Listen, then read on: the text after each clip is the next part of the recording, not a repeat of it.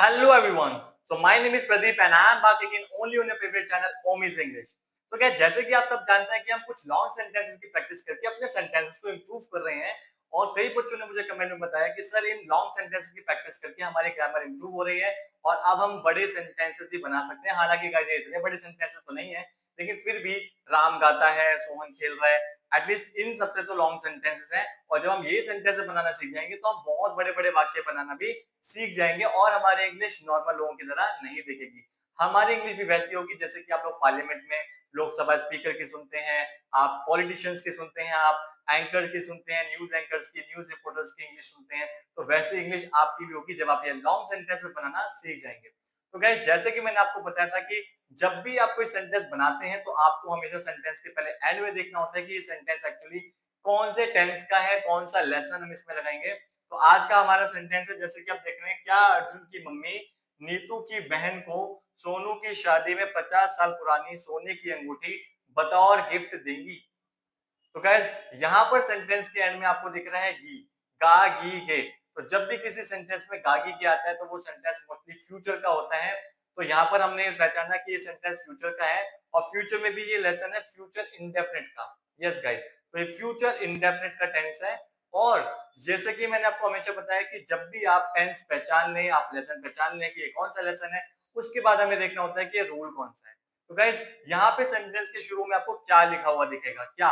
तो क्या ये दर्शाता है कि ये सेंटेंस आपसे सवाल पूछ रहा है, यानी कि इंटरोगेटिव रूल हम इसमें यूज करेंगे, क्योंकि हर लेसन में 4 रूल्स होते हैं, अफर्मेटिव, नेगेटिव, इंटरोगेटिव और इंटरोगेटिव प्लस नेगेटिव। तो इसमें नहीं कहीं भी नहीं लिखा हुआ, तो इसलिए नेगेटिव तो नहीं है। इसमें क्या के साथ भी नहीं कहीं लिखा हुआ, तो ये इंटरोगेटिव प्लस नेगेटिव भी नहीं है। और इसमें कहीं पर भी कोई भी अफर्मेशन नहीं दिखाई गई है। इसमें सेंटेंस में सिंपली एक सवाल पूछा गया है कि क्या अर्जुन की मम्मी ये सोने की अंगूठी देगी, राइट? तो गाइस हमने पहचाना कि ये टेंस कौन सा है, फ्यूचर का है, लेसन फ्यूचर इंडेफिनिट है। और इसमें जो रूल यूज हुआ है वो यूज हुआ है इंटरोगेटिव। तो मैं इंटरोगेटिव रूल यहाँ पर लिख चुका हूँ। तो आइए अब हम देखते हैं कि सेंटेंस हम कैसे बनाएंगे। तो सबसे पहले हम देखते हैं कि इस सेंटेंस में विल आएगा। तो सबसे पहले हमें विल लगा देना है। यस, अब हम देखते हैं सब्जेक्ट। तो सब्जेक्ट कौन है, अंगूठी देने वाला कौन है, अर्जुन की मम्मी। यस गाइस, तो अर्जुन की मम्मी है जो अंगूठी देने वाली है, तो इसमें सब्जेक्ट है अर्जुन की मम्मी। ठीक है, तो हम अपना सब्जेक्ट लिख देंगे अर्जुन की मम्मी को। हम आप चाहे तो अर्जुन मदर लिखें, चाहे मदर ऑफ अर्जुन लिखें, वो आपकी चॉइस होगी, राइट? तो आप यहाँ पर लिख सकते हैं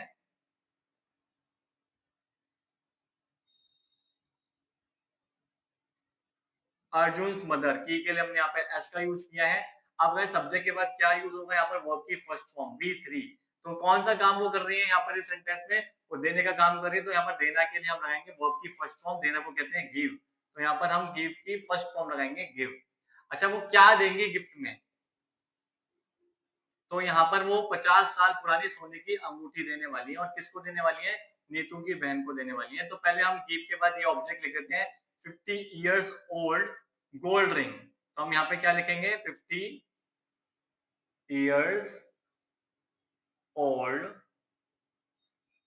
गोल्ड रिंग। गाइस यहाँ पे हमने ऑब्जेक्ट भी लिख दिया और इसमें दो ऑब्जेक्ट है, एक तो 50 साल पुरानी सोने की अंगूठी और एक नीतू की बहन को, राइट?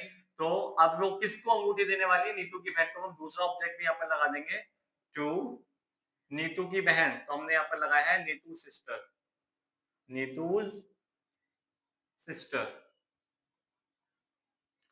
और गाइस जैसे कि मैंने आपको हमेशा बताया कि जब भी आपको मे या पर का सेंटेंस मिलता है तो आपको ये हिस्सा हमेशा बॉक्स में बंद कर लेना है।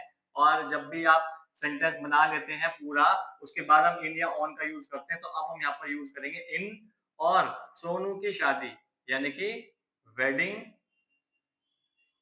ऑफ सोनू। आप चाहे तो सोनूज वेडिंग भी लिख सकते हैं।